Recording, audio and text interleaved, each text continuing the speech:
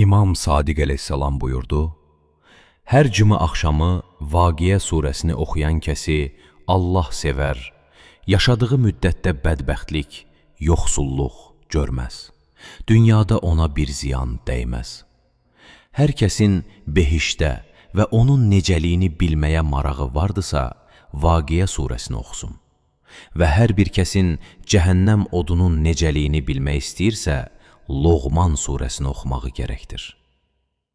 İmam Məhəmməd Baqir əleyhissalam buyurdu: Hər kəs gecə yatmazdan əvvəl Vaqiə surəsini oxuyan kəs, çöhrəsi 14 gecəlik ay kimi nur saçan halda Allahı dərk edər. Allahın Rəsulu buyurdu: Vaqiə surəsini oxuyan bir kəs qəflət əhlindən olmaz. Keçmişdəkilərdən, behişt əhlindən, cəhənnəm əhlindən, dünya və axirətdən bir xəbər öyrənmək istəyən kəs Vaqiə surəsini oxusun. Vaqiə surəsini hər gecə oxuyan kəs heç vaxt fəqir və ehtiyaclı heç bir dərdə olmaz.